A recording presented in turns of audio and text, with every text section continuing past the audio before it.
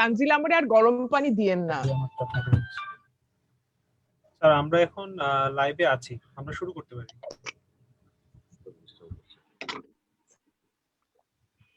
Good evening, distinguished faculties, attendees. Welcome to our NHF course.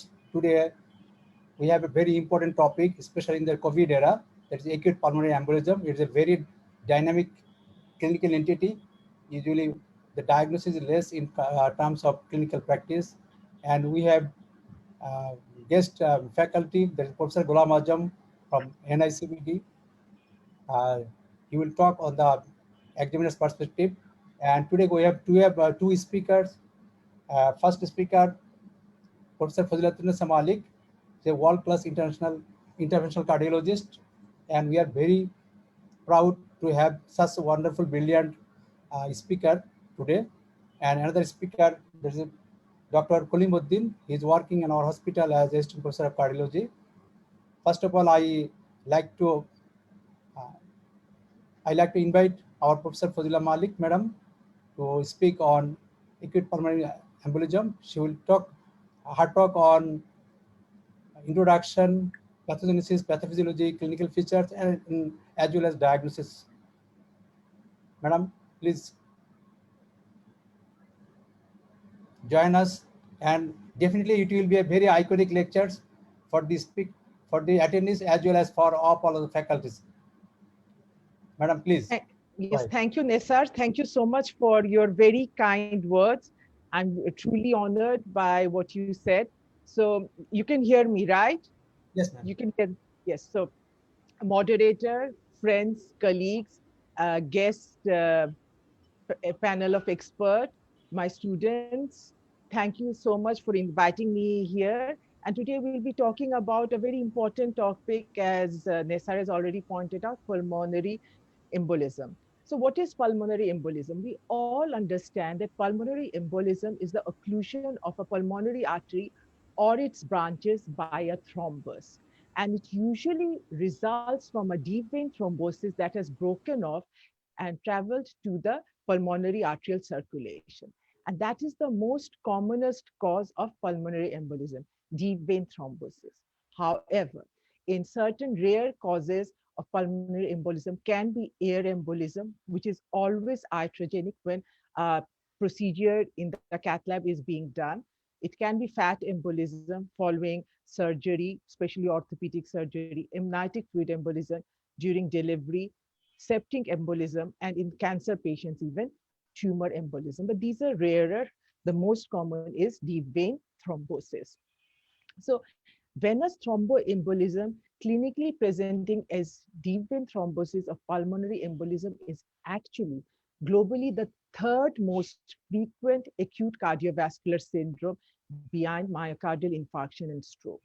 So it's pretty common if it's the third most acute cardiovascular syndrome. And the annual incidence rates of pulmonary embolism range from 39 to 115 per 100,000 of population. One thing we need to remember is that pulmonary embolism is age-related.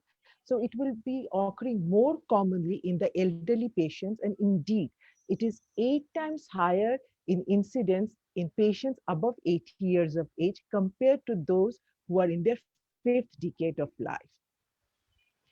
And the worrying factor is that we as clinicians tend to miss the diagnosis of pulmonary embolism.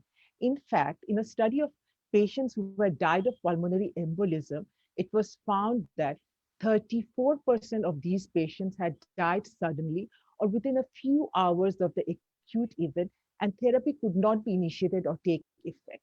In 59% of patients who died from pulmonary embolism, the diagnosis was made after death during autopsy. And only in 7% of the patients, the diagnosis was correctly made and treatment had been initiated before these patients died. So you can understand the magnitude. Only 7% were diagnosed, and this is not a study that was done in our country, it was done in the USA. So why would a patient have pulmonary embolism? Pulmonary embolism tends to occur in patients where the blood is hypercoagulable, where the blood flow is static in the blood in the venous circulation, or the vessels have been injured. And all of this, as we know as the Virchow's triad, leads to thrombosis. So obviously, there are predisposing factors for venous thromboembolism. And when we see a patient with these predisposing factors, and he comes to us with breathlessness, he or she, we should definitely think of pulmonary embolism. So what are the predisposing factors for venous thromboembolism? Very strong factors are orthopedic surgery. So a fracture of the lower limb, hip or knee replacement, any major trauma, spinal cord injury, or even in cardiac cases, myocardial infarction within the last 3 months. Moderate risk factors would be a patient who has just given delivery in the postpartum period, a patient who is on oral contraceptive pills, a patient with cancer, and a patient who is receiving chemotherapy. One thing that we need to remember, a patient who has a central venous line. So when a patient has a central venous line for prolonged time, we should definitely take proper care of that central venous line. Patients with thrombophilia or with coagulation disorders. Weak risk factors are pregnancy, obesity, diabetes, hypertension.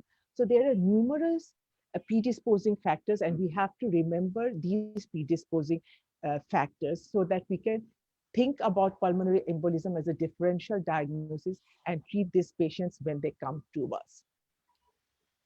The pulmonary embolism, if you look at the pathophysiology, the pulmonary emboli most often, as I've already mentioned, arise from the deep veins of the lower extremity and pelvis, and very rarely they can originate in the subclavian veins or in the arm veins. And the consequences become apparent when 30 to 50% of the pulmonary arterial bed has become occluded. The lower lobes of the lungs are most frequently affected. Bilateral lung involvement is common, and large emboli can wedge in the main pulmonary artery or the main branches, which we know as the saddle embolus, and can be rapidly fatal. Smaller emboli can go and occlude the periphery of the pulmonary artery and its branches. So what happens if a large embolus is occluding the pulmonary artery? The right ventricle cannot pump blood. So the right ventricle, due to the sudden acute pressure overload, the right ventricle tends to fail. And this is the main cause of death in severe pulmonary embolism. Also, due to the obstruction in pulmonary embolism, due to the vasoconstriction, there is release of numerous mediators of vasoconstriction further, like thromboxane A2 and serotonin, and these also contribute to the initial increase in pulmonary vascular resistance. So when there is a sudden acute increase in pulmonary vascular resistance, what happens? The right ventricle tends to fail. Not only does it tend to fail, it also acutely dilates. And when the ventricle dilates, its contraction time obviously becomes prolonged, if you remember the Frank-Starling's rule. So the right ventricle is not contracting properly, and its contraction has also become prolonged. So prolongation of the right ventricular contraction time goes into the early diastole of the left ventricle, and it leads to the bowing of the interventricular septum towards the left ventricle. And this dysynchrony between the right and the left ventricle may be further exacerbated if there is development of acute right bundle branch block. So when the filling time of the left ventricle decreases, there is obviously reduced left ventricular filling in early diastole. So there is a reduction in the cardiac output, and all of this can lead to shock. So basically, there is a spiraling of effects which happens with a large pulmonary embolism, with starting with the RV dilatation, increased RV wall tension, increased RV oxygen demand, reduced RV contractility, reduced left ventricular period, reduced cardiac output, and all of this can spiral and lead to shock and eventually even to death in a patient who has a very large pulmonary embolism. So how will this patient present to us? Obviously, the severity of pulmonary embolism is related to the size of the embolus. So according to this size of the embolus and the severity of the pulmonary embolism can be divided into a massive pulmonary embolism, such a large embolus that it is causing hemodynamic compromise. It can be submassive pulmonary embolism, where we see right ventricular dysfunction, either by echo or by CT, or it can be a non-massive or low-risk pulmonary embolism where there's no evidence of RV dysfunction and no evidence of any hemodynamic compromise. So we divide pulmonary embolism into massive, submassive, and non-massive. And obviously, the mortality of the patients varies with the severity of the pulmonary embolism. In fact, with a massive pulmonary embolism, the 90-day mortality rate is almost 60%. With a submassive pulmonary embolism, it is around 15%. And in a patient with low risk pulmonary embolism, it is less than 2%. So how will these patients present to us? Obviously, the clinical presentation will also depend upon the size of the embolus. A small embolus may present with non-specific features like episodes of breathlessness or tiredness. And sometimes we need to remember, like say a patient, a young female is on oral contraceptive pills, and she comes and tells us that she has these repeated episodes of dyspnea, and we cannot find anything. And in many instances, we tend to diagnose this as anxiety neurosis or something like that. But we should always take the history. Maybe the fact that she's on oral contraceptive pills, maybe she's having small embolus which are repeatedly causing these episodes of breathlessness. Now, medium-sized embolus may cause a segment of the pulmonary tree to get obstructed, and eventually this can lead to pulmonary infarction. So a patient who has had a pulmonary infarction due to a medium-sized embolus in the pulmonary artery will come to us with symptoms of chest pain, low-grade fever, episodes of dyspnea, and hemoptysis. And here also we might confuse this with something else, maybe an infective cause or something. A massive pulmonary embolism occurs when there is occlusion of around two-thirds or more of the pulmonary arterial bed.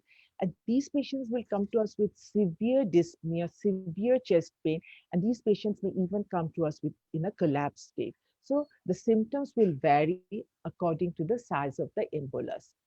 So if we look a bit deeply into dyspnea, which is the most commonly presenting feature of pulmonary embolism, it may be acute and severe when there is a central pulmonary embolism. The patient is really, really breathless, and the breathlessness has occurred very suddenly. It may be mild and transient, as I said, in small peripheral pulmonary embolism. And maybe the patient is having recurrent episodes of small peripheral pulmonary embolism. And one very important fact that we should remember is that maybe there's a patient who has already had diagnosed case of congestive heart failure, or and this patient comes to us with worsening dyspnea. So maybe this patient is immobile, doesn't walk that much, and has developed a deep vein thrombosis. And from that, he or she is having pulmonary embolism, which is causing a sudden worsening of dyspnea.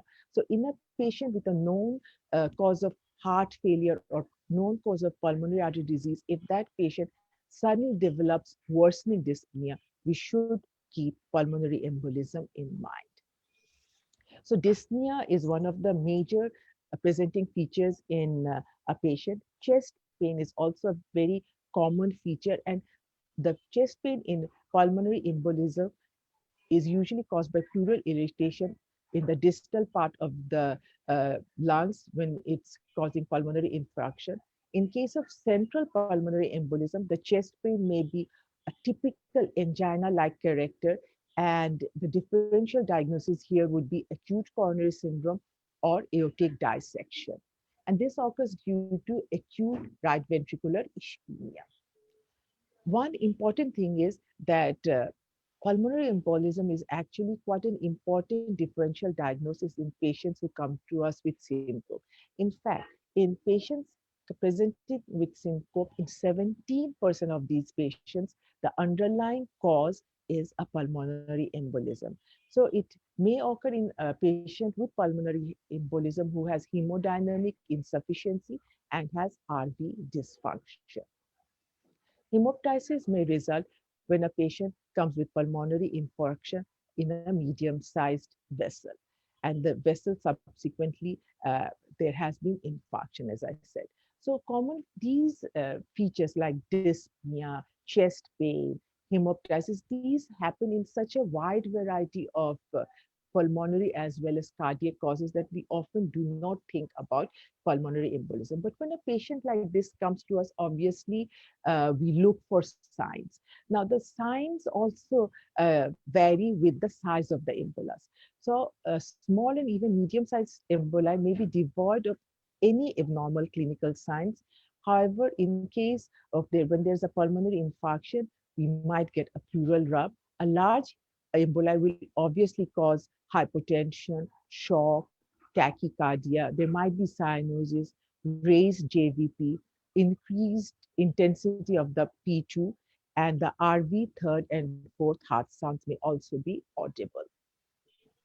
And we should suspect a massive pulmonary embolism in any patient who has predisposing factors, like maybe a patient has had orthopedic surgery, hip replacement, and 2 days down the road, the patient suddenly develops features of shock, syncope, dyspnea, or sudden chest pain. Or a predisposing factor like had a major trauma, 2 days down the road develops this. So there should be a presence of predisposing factor plus sudden development of shock, syncope, dyspnea, etc., we should think that this could be a case of pulmonary embolism. So when a patient comes to us with chest pain and dyspnea, what do we do? We first of all, we do an ECG, of course. So the first test that we would do is a ECG. But unfortunately, in pulmonary embolism, most of the cases, it will not be that informative. In mild cases of pulmonary embolism, we just have sinus tachycardia present in 40% of our patients. During acute pulmonary embolism, the patient might have atrial arrhythmias, or the patient in certain cases might present with atrial fibrillation. And only in severe cases where the prognosis is going to be quite bad do we see the classical ECG findings of S1, Q3, T3, or T wave inversions in V1, V4, or incomplete or complete right bundle branch block. So this is just to recap the ECG findings that we find in very severe pulmonary embolism, S1, Q3, T3, as I said, T wave inversions from V1 to V4, and in this patient, complete right bundle branch block. Now, an X-ray test, this is also something that we will routinely do in a patient who comes to us with chest pain and breathlessness.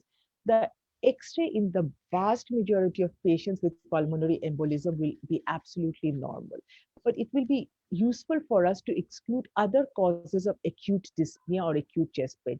Like if we do an X-ray and we can see pneumothorax, then this patient is obviously a patient of pneumothorax, or other causes like pneumonia. So it is X-ray will be useful for excluding other causes of dyspnea and chest pain. But if a patient with pulmonary infarction or with pulmonary embolism, certain X-ray findings may also be present. Now, what are those? So if there's a large pulmonary embolism, what will it do? It will go and obstruct the main pulmonary artery branch. And this gives rise to an enlarged pulmonary artery. Now, distal to the obstructed pulmonary artery, there will be no blood flow. And that will lead to oligemia of that lung field. If a area gets infarcted, obviously it will lead to elevation of the hemidiaphragm. There might be wedge-shaped opacity if infarction develops, and in certain cases there might be pleural effusion, which occurs after pleurisy. So these X-ray findings we may find, and interestingly, these X-ray findings have some interesting names according to the scientists or physicians who discovered these. So when there's a decreased vascularity in the periphery of the lungs, we call this Westermarck sign. When there is enlargement of the central pulmonary artery, it is known as Fresher's sign. Enlarged right descending pulmonary artery is called Pallas sign, and the pleural-based area of increased opacity is known as the Hampton hump. And the Hampton hump might be given to us as an X-ray in OSPE, and obviously we would need to have the differentials ready. So the Hampton's hump is the wedge-shaped opacity that we see when there is pulmonary infarction. We would need to learn the differentials of this as well. Decreased vascularity of the lung distal to the obstructed pulmonary artery, the Westermarck sign, pallor sign, enlarged right descending pulmonary artery, a Fleischner sign, the prominent dilated central pulmonary arteries. So all these X-ray signs may be present. And in a patient with breathlessness, we often do an arterial blood gas. And what will we find in the arterial blood gas? We'll find that there's a reduced PO2, a reduced PCO2, and in very severe massive pulmonary embolism, there might be metabolic acidosis. So we have a patient who has predisposing factors of pulmonary embolism. He or she is breathless, has chest pain, and only then, if we have the index of suspicion, we will arrange for tests that will lead us to the diagnosis of pulmonary embolism. Because the tests that establish the diagnosis of pulmonary embolism are not usually routinely done. So how will we decide on whom to send for these tests? Well, we can do that pre-assessment either by our clinical judgment. So our clinical judgment says that this patient needs the tests to be done, which will establish this patient as a pulmonary embolism, or we have certain prediction rules which will give us an idea, well, this patient needs these tests. So what are the prediction rules? Well, one of them is the Wells clinical prediction rule for diagnosing pulmonary embolism, and the other is the Geneva clinical prediction rule. And if we just go very briefly through the Wells clinical prediction rule, so initially it was very complex with the numerous numbers. Now they have simplified it. So what are the, first of all, if we have a patient who has already had previously had history of documented diagnosed pulmonary embolism or deep vein thrombosis, then we should definitely think there is a chance. If the patient's heart rate is more than 100 per minute, a patient who has recently had a surgery in the last 4 weeks, a patient who comes to us with hemoptysis, a patient with active cancer, a patient has clinical signs of deep vein thrombosis. So her leg is red, swollen, tender, painful, the calf muscles are swollen. Then we think, okay, this is a case possibly of deep vein thrombosis, could be that there has been an episode of pulmonary embolism. So for each of these in the simplified Wells clinical prediction rule, we give 1 point, and any patient who has more than 2 points warrants that we should do the tests which will establish the diagnosis of pulmonary embolism.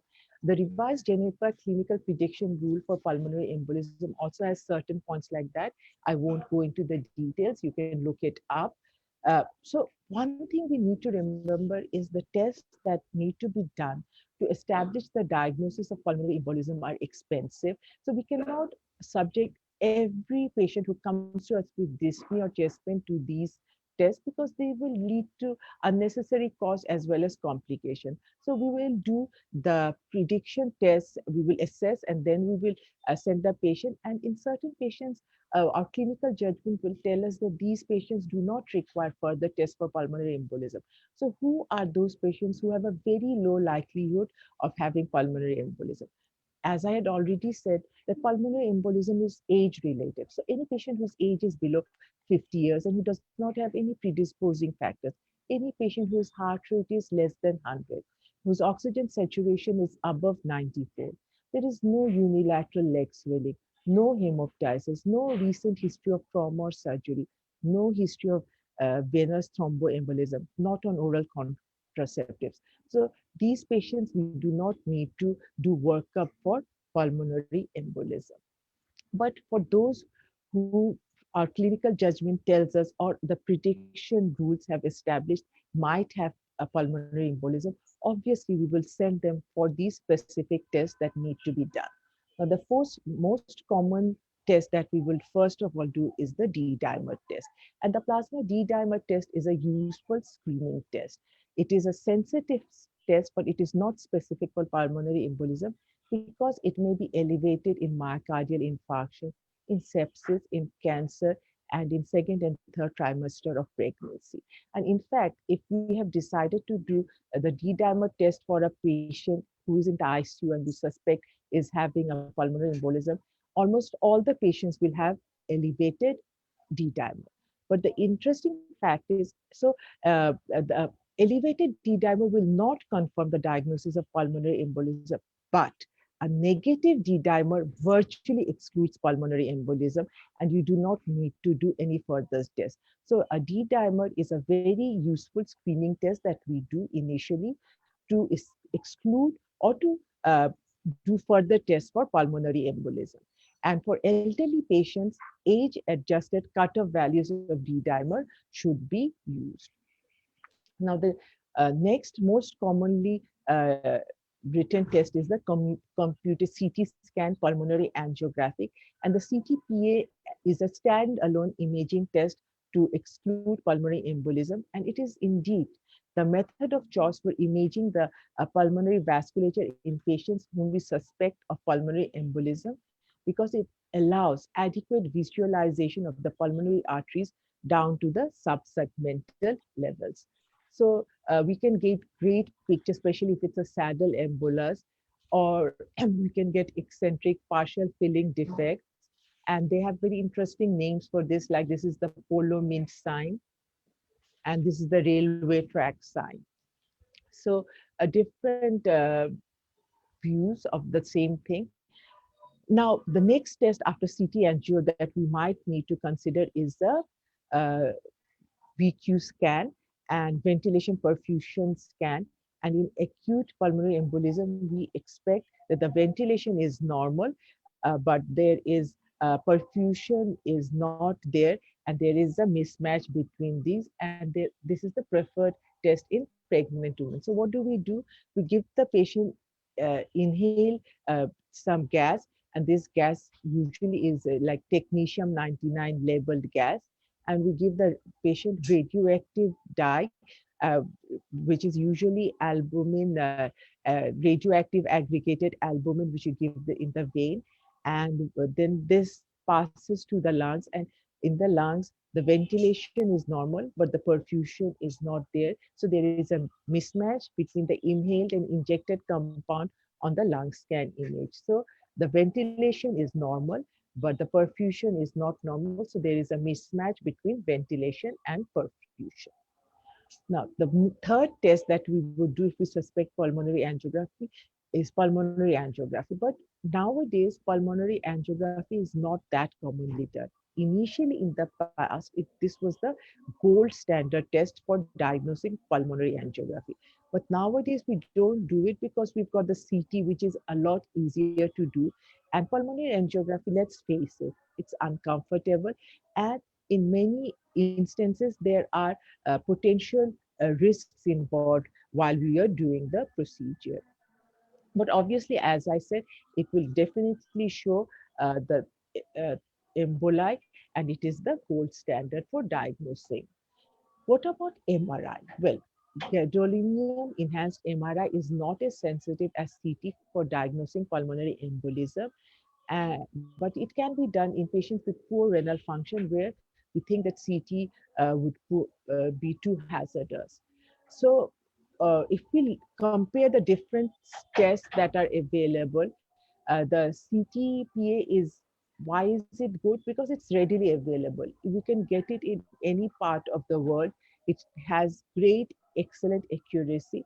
However, the problem with this is that there is radiation exposure and also exposure to iodine contrast. So we cannot give it to patients who are hypersensitive to iodine, or who have hyperthyroidism, or patients who are pregnant or breastfeeding female patients, or patients at end stage chronic kidney disease.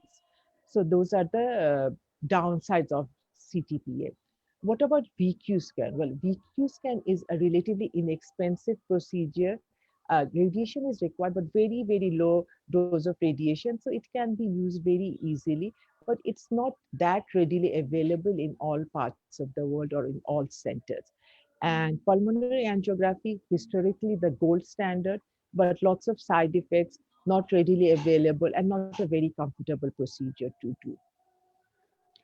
What about echo? So we can do echo also, and echo, what will we find? So first of all, we might get an enlarged right ventricle, and this will be present only in 40% of the patients, only in case of a large emboli. In small emboli, we will not find any findings in the echo.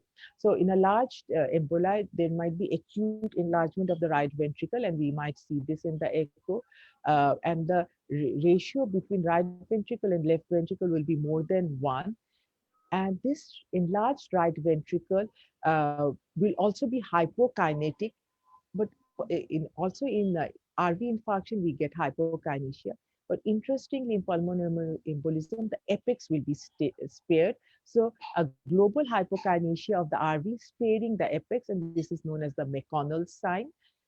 Due to enlargement of the RV, it will cause a flattening of the interventricular septum, and this can be seen in parasternal short axis view.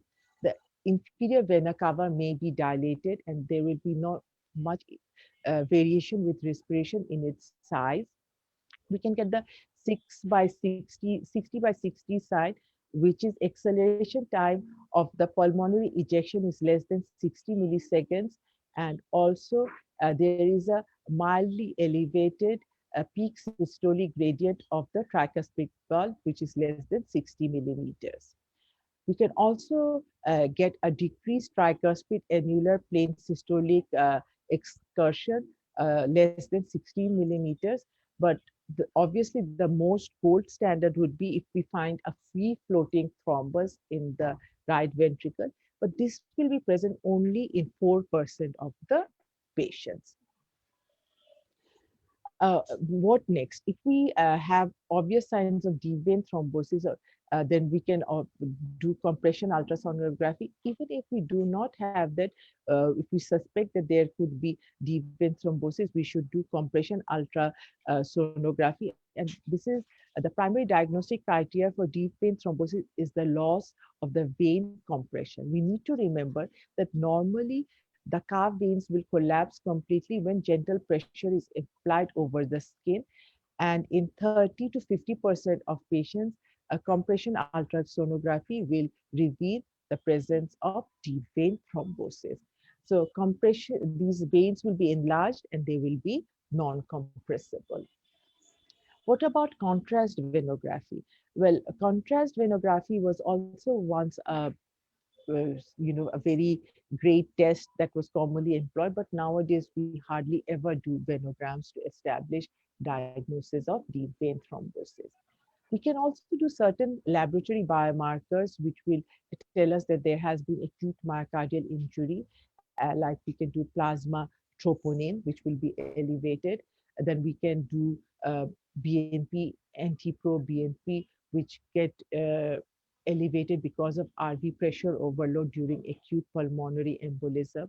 Other laboratory tests like lactate, this is a marker for imbalance between tissue oxygen supply and demand, and elevated plasma levels of more than 2 millimoles predict adverse prognosis. The elevated serum creatinine and hyponatremia, these are also associated with increased in-hospital mortality. So we need to do certain tests to establish our diagnosis as well as to assess the severity of the pulmonary embolism. And indeed, there is a pulmonary embolism severity index. And this also nowadays there is a simplified pulmonary embolism severity index with 1 point for each. And what are those points? One is age. So the more elderly our patient, the more we need to worry about that patient. A patient who has cancer, a patient who is in heart failure, a patient who has chronic pulmonary disease, a patient whose heart rate is more than 110, a patient whose systolic blood pressure is less than 100, respiratory rate is more than 30, temperature is less than 36, patient has arterial oxygen saturation of less than 90%. So for all points we give 1 point each, and we can divide these patients according to their severity index into different classes. And these classes also tell us about the 30-day mortality. In fact, when the patient is in class 5, the mortality is around 10 to 25%. So the 30-day mortality goes very high. And as I was saying, so we can predict the in-hospital or 30-day mortality very easy by assessing the pulmonary embolism severity index. So this is all about the clinical presentation and pathophysiology and the diagnosis of pulmonary embolism. But before I end, I would just like to share with you that a case report that we did like uh, 3-4 years ago about a female patient. And this patient had a very interesting history, and we published it also in our journal. So this 53-year-old female, what she did is she was having recurrent bouts of breathlessness. So she would become breathless along with chest pain, and she was having this for the last 2 months. And initially, actually, she came to us with the severe chest pain and breathlessness. Her troponins were significantly elevated, and an angiogram was done because we suspected that she was a case of non-STEMI, and the angiogram was absolutely normal. A few weeks down the road, she again came with chest pain and breathlessness. During the first hospitalization, her echo was absolutely normal. The second time down the road, she had enlargement of the right ventricle. And we started asking her history, and we found that she had a operation in her calf muscle and in her leg a few months back. And then we did a compression ultrasound of the legs. We found there was thrombus. And the next day we did again a repeat echo of hers, and we found the free floating thrombus in the right ventricle. And as I said, that free floating thrombus is very, very rare, only in 4% of cases. So we treated this patient, and I'm sure Colin will go into the details. And as he was just spewing thrombus repeatedly and embolizing them into the pulmonary circulation, we also put in a filter, inferior vena cava filter. And this was the report that we did after 1 year. And this has been like 4 years now, and she's doing absolutely fine. So without further ado, I would like to say thank you from our entire team. And I'm in the cath lab, and they all helped me to set up the computer and all, because I'm not very good with computers. So thank you for giving me this opportunity of presenting pulmonary embolism. Thank you. Thank you, Fazila ma'am, for your very enlightening talk on pulmonary embolism. Definitely, it's a iconic lecture which I have already told And you. now you're too kind. Thank you. Now we go to our second speaker. As because we have a bit short of time, Dr. Punin is a very dynamic and hyperkinetic as well. He's a very person in our uh, department, and talk will talk on management of acute pulmonary embolism. Dr. Kolim, please share Thank your you, sir. slide. Thank you, sir, for your kind introduction. Respected moderators, panelists, and expert panel and faculties and all large audience. Assalamu alaikum. I am Dr. Mohammad Kolimuddin from National Heart Foundation Hospital Research Institute, presenting acute pulmonary embolism management. As Madam said, that pulmonary embolism manifests with a wide spectrum of acuity ranging from mild to severe. Therefore, rapid and accurate risk stratification assumes paramount importance. And the three key components of for this stratification are clinical evaluation: is patient is stable or unstable? If patient unstable, then we should give thrombolytic therapy, reperfusion treatment, and then assessment of right ventricular size and function, if there is right ventricular dysfunction present or not, and then analysis of cardiac biomarkers to determine whether there is right ventricular microinfarction present or not. And the pulmonary embolism severity index identifies 11 features from demographics, history, and clinical findings that can be weighted and scored to identify low risk and high risk patients. Madam discusses detailed. There are another severity risk for HTCR criteria, and there's a risk adjusted management strategy for acute pulmonary embolism. If we suspect patient with acute pulmonary embolism, we should anticoagulate and then assess hemodynamic stability. If patient has hemodynamically unstable, then it is high risk patient and he should get reperfusion treatment and hemodynamic support. If patient hemodynamically stable, and then we distinguish low from intermediate risk pulmonary embolism, and we check for clinical signs of pulmonary embolism severity or serious comorbidity. It is pulmonary embolism severity index if class 3 to 4, that is points more than 86, or simplified pulmonary embolism severity score more than 1. Alternatively, one Hestia criteria if present. And another second option is right ventricular dysfunction on transthoracic echocardiography or computed tomographic pulmonary angiography. And if clinical signs of pulmonary embolism severity present or right ventricular dysfunction present, then we should perform troponin test. If troponin test is positive and RV dysfunction present, this patient regarded as intermediate high risk patient, and this patient should receive first few hours to days should be monitored and receive unfractionated IV heparin. And if monitored, if there is a clinical deterioration, if hemodynamically patient unstable, then we should resume rescue thrombolytic therapy or reperfusion therapy. If troponin level is negative, then it is intermediate low risk patient, and this patient should be hospitalized and receive oral anticoagulant. And if there is no RV dysfunction and clinical signs of pulmonary embolism severity or serious comorbidity, then it is low risk and we should treat it by oral anticoagulants.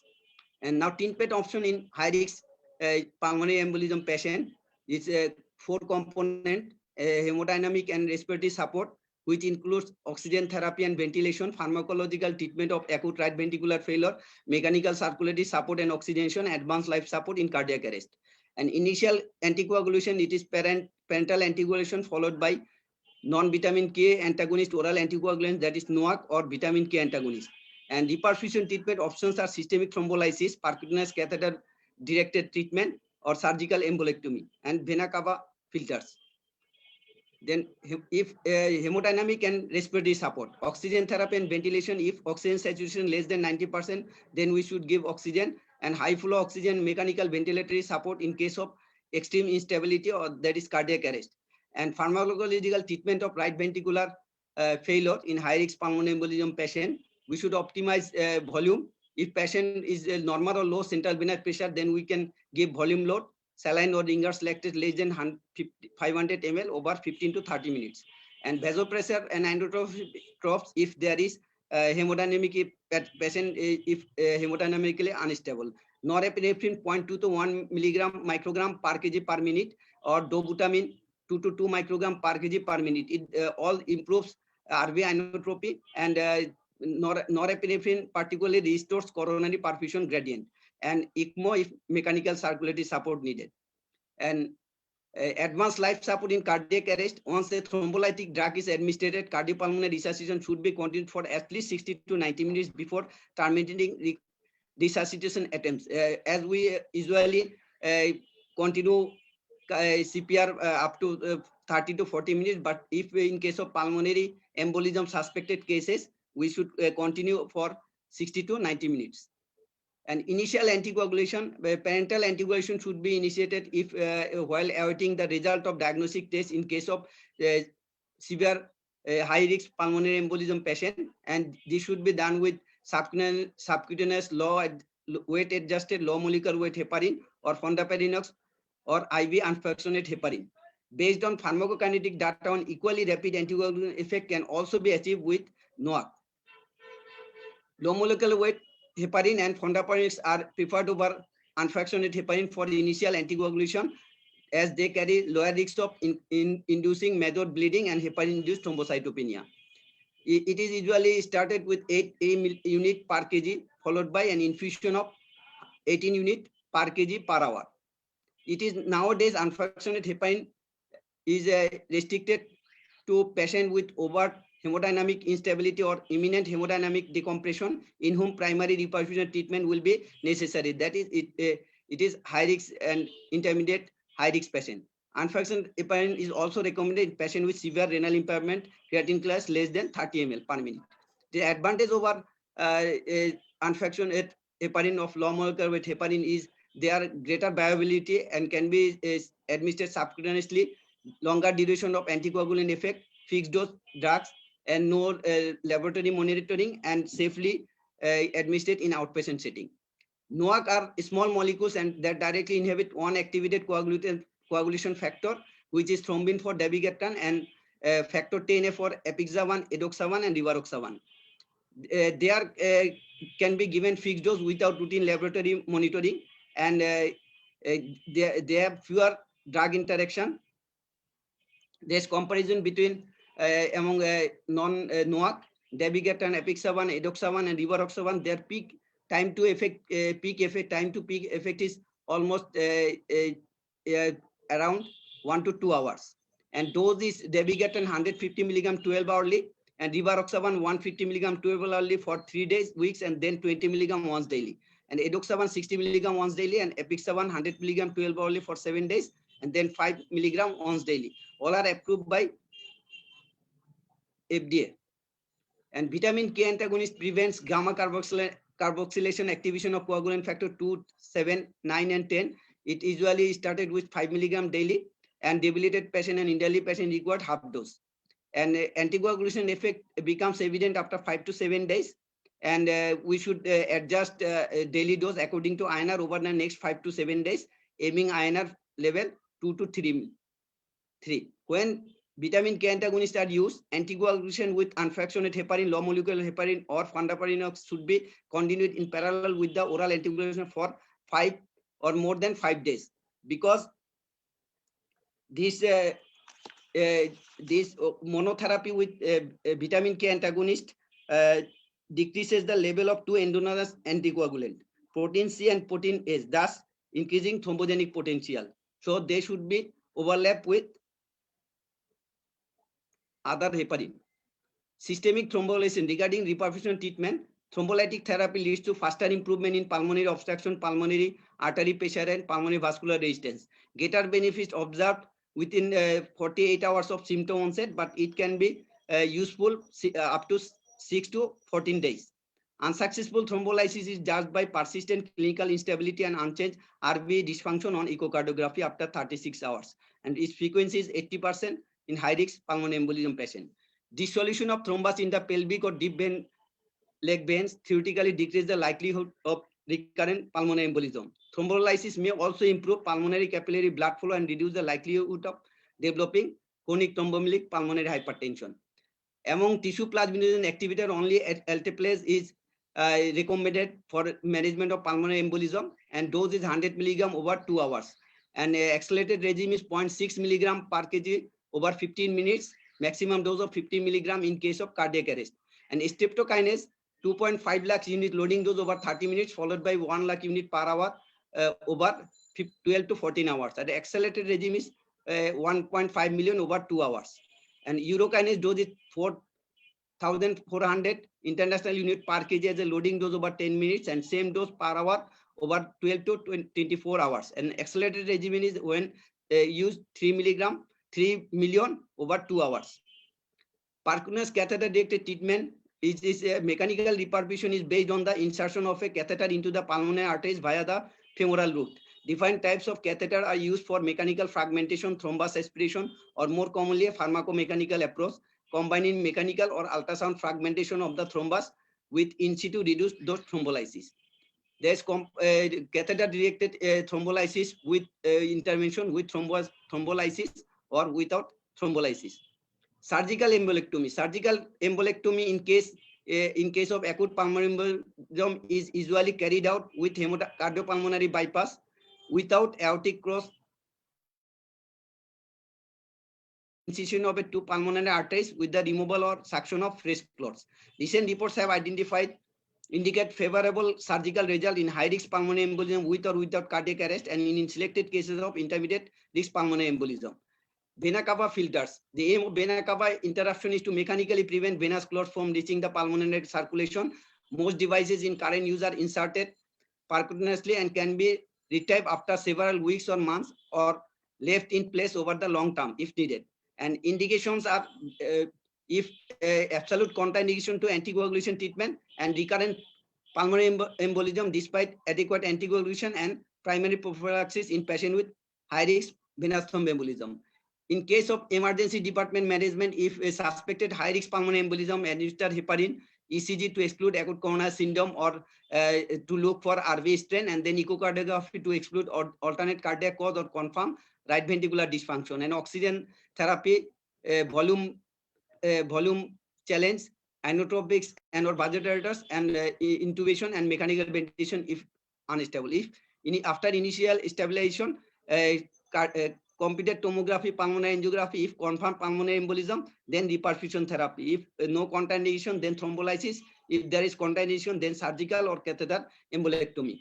This is ESC 2019 guideline in unfractionated heparin without delay in patient with high risk pulmonary embolism, which is class 1 indication. Thrombolytic therapy, class 1 indication. Surgical pulmonary embolectomy, it is also class 1 indication. And percutaneous catheter directed treatment, it is class 2A indication, it should be considered. And norepinephrine, dobutamine, 2A indication, and may be considered ECMO in case of refractory circulatory collapse. And vena cava infilter is a class 2A indication. And for intermediate or low risk pulmonary embolism, without delay, we should in high risk and intermediate risk clinical poverty, while diagnostic workup is in progress, we should initiate anticoagulation. In low risk patient, we should after diagnosis of pulmonary embolism. And in case of anticoagulation, low molecular weight is preferred over unfractionated heparin. It is class 1 indication, and NOAC is recommended in preference to vitamin K antagonist. It is also class 1 recommendation.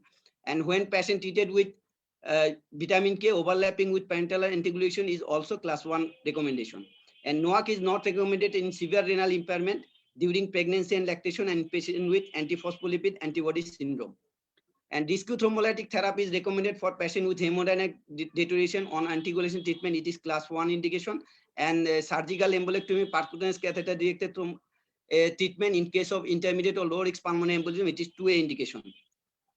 And pulmonary embolism in pregnancy. If suspected pulmonary embolism during pregnancy, if high risk probability and intermediate risk probability and positive D-dimer, we should anticoagulate with a patient with low molecular weight heparin. We should do a chest X-ray and compression proximal duplex ultrasound sound. If DVT present, then we should continue with low molecular heparin in a therapeutic dose, and 36 weeks before delivery, we should change to unfractionated heparin. And if there is no proximal DVT, then we should, if there is X-ray normal, then computed tomography, pulmonary angiography, or perfusion lung scan. If X-ray abnormal, then only computed tomography, pulmonary angiography. If test is negative, then pulmonary embolism rule out. If not intermediate or positive, review by radiologist or nuclear physician experienced in diagnosis of pulmonary embolism in pregnancy. And if positive, we should continue low molecular weight heparin and assess pulmonary angiographic severity and risk of early death, and refer to multidisciplinary team for experience of pulmonary embolism management in pregnancy. Madam already discussed about 30 days mortality risk assessment. There is high risk, intermediate, high and low risk, and low risk. And risk of recurrence of pulmonary embolism. The estimated long-term risk recurrence is low, 3 groups: low, intermediate, and high. Low group is if there is major transient or reversible factor, they have more than 10-fold increased risk for index ventricular venous thromboembolism. And examples are surgery with general anesthesia for more than 30 minutes, confined to bed in hospital more than 30 days for acute illness or acute exacerbation of chronic illness, and trauma with fracture. And there is transient and reversible factor. There's minor surgery less than 30 minutes, anesthesia, admission to hospital for less than 3 days with acute illness, estrogen therapy, pregnancy, confined to bed out of hospital for more than 3 days with acute illness, leg injury, and long haul flight, it is also intermediate risk. There is risk of 3 to 8% per year. And non-malignant persistent risk factors are inflammatory bowel disease, active autoimmune disease, and high risk patients are active cancer, one or more previous venous thromboembolism, antiphospholipid antibody syndrome. In current guideline, terminology such as provoked and unprovoked venous thromboembolism or pulmonary embolism is no longer supported, as it is potentially misleading and not helpful for decision making regarding duration of anticoagulation therapy. And if duration of anticoagulation therapy, all patients should receive 3 months of oral anticoagulation. And if patient first pulmonary embolism and secondary to major transient reversible factor, anticoagulation should be recommended only for 3 months. And after 3 months, it is class 1 indication if there is recurrent VT and a recurrent venous thromboembolism not related to major transient or reversible risk factor, and oral anticoagulant with vitamin K antagonist indefinite period for antiphospholipid antibody syndrome.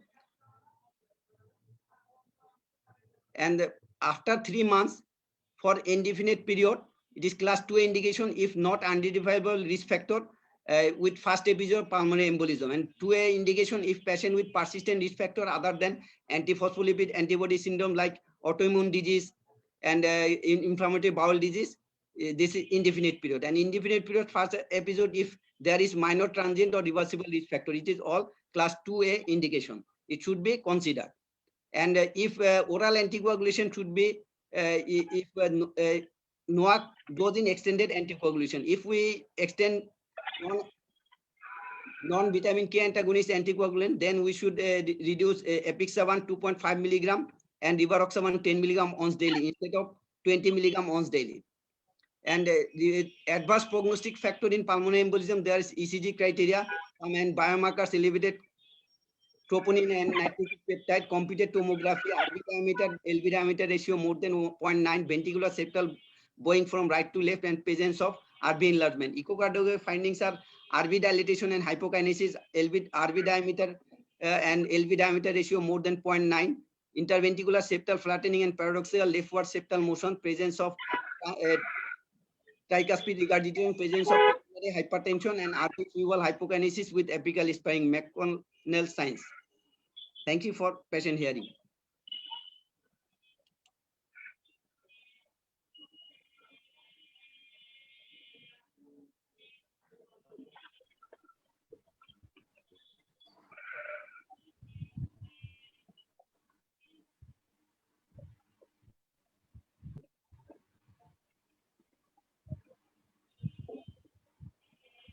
So Nesar Nessa, sir, are you there?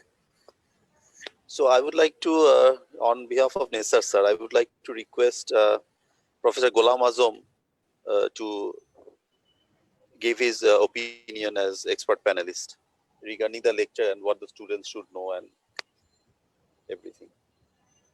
Professor, please. Thank you. Is it Tawfiq? Yes, yes. Oh, I said. Thank you, Tawfiq. And I really enjoyed a lot, especially our renowned Professor Dr.S.M. Malik, madam. He gave his details regarding acute pulmonary thromboembolism. thank you. And Within also covered the management part. I think it is well covered.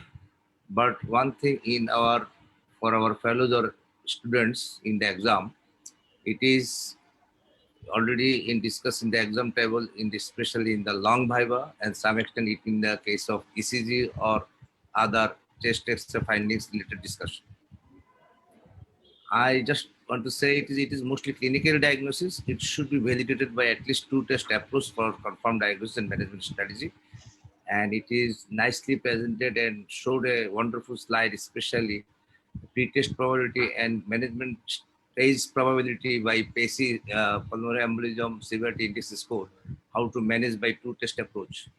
I really amazed, and I think our students learn a lot.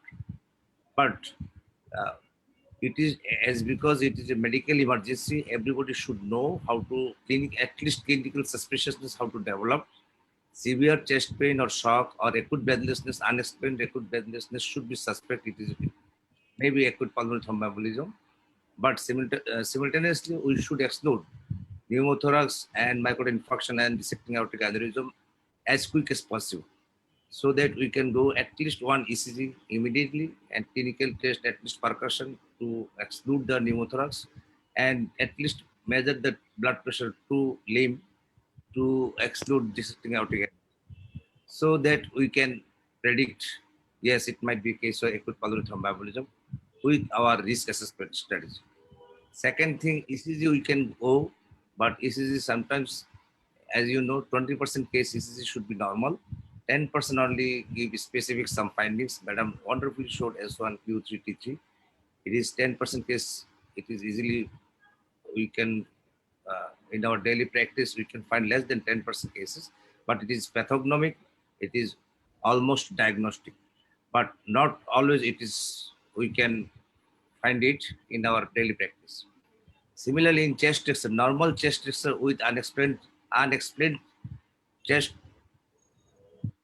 discomfort or like dyspnea or unexplained tachypnea, it gives the clue for acute pulmonary thromboembolism.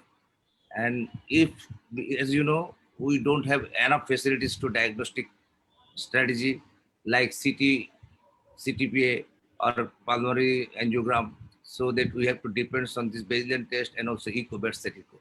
If you go for bedside echo, if I find acute RV dysfunction or McConnell sign, so that we can conclude at least it is a pulmonary thromboembolism. So for our management strategy. That is my nutshell comments. I think there is a lot of question and answer, and then we can discuss it properly. Thank you, Tawfiq, and thank you, Madam. Give me the opportunity to be here with you in this wonderful session. Thank you very much. Thank you, Professor Ghulam Azam. I was muted while I was talking to asking you a question or and take the floor. Okay, thank you, Professor Ghulam Azam. My simple question to Professor Fozila ma'am. Yeah, how can we differentiate chest pain, shortness of breath, especially in emergency settings, from other situations like acute coronary syndrome or bronchial asthma or heart failure, as well as chest pain, shortness of breath?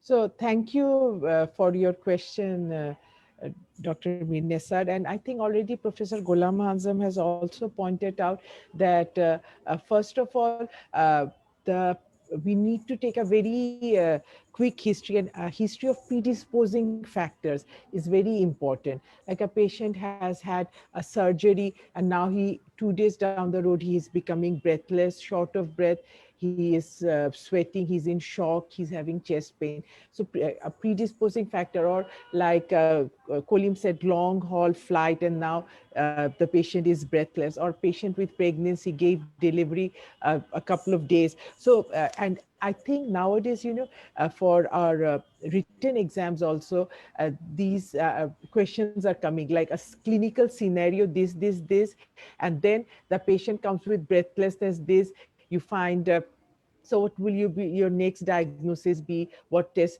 So I think for students, they have to first of all know that these are the predisposing factors which can lead to pulmonary embolism. So presence of predisposing factors along with features of breathlessness, chest pain, etc.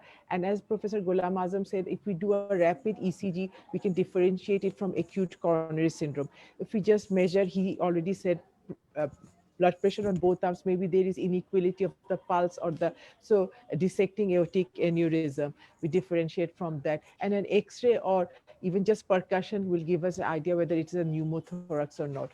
So very rapid history and history finding of any predisposing factors, or if there were other histories of previous episodes like this, and doing some routine tests like doing a ECG and a X-ray will give us some clues of diagnosis, initial diagnosis. Okay, thank you very much, ma'am. And is there any special characteristic between chest pain regarding pulmonary embolism and acute coronary syndrome? Is there a special characteristic? Well, if the pulmonary embolism, it will depend on the site of the embolus. If it is a large embolus and it is centrally placed and like a saddle, then the chest pain will be very much like the acute coronary syndrome. Whereas if it is a small peripheral embolus which has subsequently infarcted, it will have features like pleurisy. So a small peripheral embolus or a moderate side peripheral embolus will have features like pleurisy, but a central will have more features like acute coronary syndrome. Thank you, madam. And second question, another question to Dr. Kolim. How you can manage a suspected pulmonary embolism in the periphery before sending the patient for tertiary hospital? Management of acute pulmonary embolism, if patient is, we should assess severity. If there is high risk, if patient is hemodynamically unstable, then we should give thrombolytic therapy. As in our country, alteplase is not available. Thrombolytic therapy can be given if patient is in cardiac arrest or hemodynamically unstable. If patient is intermediate risk patient, intermediate low risk, intermediate risk patient, then we should give IV heparin. It is 80 unit per 80 unit per kg body weight loading dose, or 5,000 unit bolus, followed by 18 unit per kg per hour, or 1,000 unit infusion. And then we should overlap, if we should started oral anticoagulant followed by IV infusion of heparin. And we should overlap 5 days, as we discussed that monotherapy with warfarin reduce anticoagulant protein C and H, and so there is thrombogenic risk. We should overlap with heparin, low molecular heparin, or fondaparinux with vitamin K antagonist. And we can give NOAC as it is also recommended by ESC guideline. And low molecular weight heparin can be given 1 milligram per kg body weight 12 hourly, or in America they used 1.5 kg milligram per kg body weight single dose. Okay, can we use NOAC in case of other than warfarin? Is it recommended? Yes, it is recommended by FDA. Apixaban, rivaroxaban can be used, but in case of antiphospholipid antibody syndrome, there should be only vitamin K antagonist. And in case of pregnancy with breastfeeding and antiphospholipid antibody syndrome, we should give a vitamin K antagonist. Okay, thank I you. have one question. I have one question, please. May I ask? Yes, definitely, Dr. Ashok. Regarding the thrombolytics, is alteplase not available in our country? Tenecteplase and streptokinase both are available.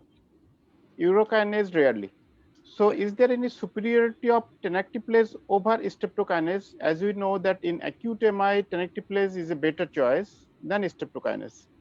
So, is it true for the pulmonary embolism as well? But there is no data, there is superiority of thrombolytic therapy regarding the alteplase or streptokinase. But alteplase is given easily, and it is bolus dose, 100 milligram bolus dose, so we can give it easily. But in our country, as alteplase is not available, we should give only streptokinase. And tenecteplase is not recommended for management of pulmonary embolism till now. May I ask another question, please? Yes. Regarding long-acting anticoagulation after pulmonary embolism with persistent risk factor. Yes. So, what are the persistent risk factor? Another is unidentifiable risk factor for deep vein thrombosis. Persistent risk factors are if autoimmune disease, disease, and inflammatory bowel disease. They are persistent other than antiphospholipid antibody syndrome also. But in case of cancer patient, we should give long-acting, lifelong oral anticoagulation, or there is some observation that if patient is cured from malignancy, then we can stop anticoagulant. Dr. Kolim. Thank you. For the prevention of deep vein thrombosis, that is, in other words, that is for prophylactic use of to prevent pulmonary embolism. what anticoagulant is recommended for using, especially either warfarin or NOAC, the novel oral anticoagulant? Which one is prepared, or what says in the guideline latest? Guidelines say this, if there is we use in case of prophylaxis, we can use low molecular weight heparin or NOAC or vitamin K antagonist. But if we use vitamin K antagonist, then we should overlap with other low molecular weight heparin or non-functional heparin. So it's better low molecular weight heparin. For the prophylaxis, Yes. long-term prophylaxis, regarding oral anticoagulant. Oral anticoagulants in case of warfarin only for antiphospholipid antibody syndrome. NOAC is not recommended only for antiphospholipid antibody syndrome, pregnancy, and with breastfeeding. In all other cases, NOAC can be used according to guideline. Say a patient having valvular heart disease with atrial fibrillation, in that case, what? No, that is not related to pulmonary embolism and deep vein thrombosis. But it may cause pulmonary embolism as well. Dr. Kolim, so far I know warfarin still drug of choice till today. Yes, sir. But the other drugs, NOACs, are the suitable alternatives of the warfarin. What do you think? Sir, there was initially no study was regarding NOAC, but nowadays there is many data regarding NOAC, and ESC guideline recommended preferably NOAC if we can use. So far I know, if facility is there, if you can monitor, so you should institute warfarin. If there is not possible to monitor or chance of any complications to monitor, then you can think alternative drugs like NOAC.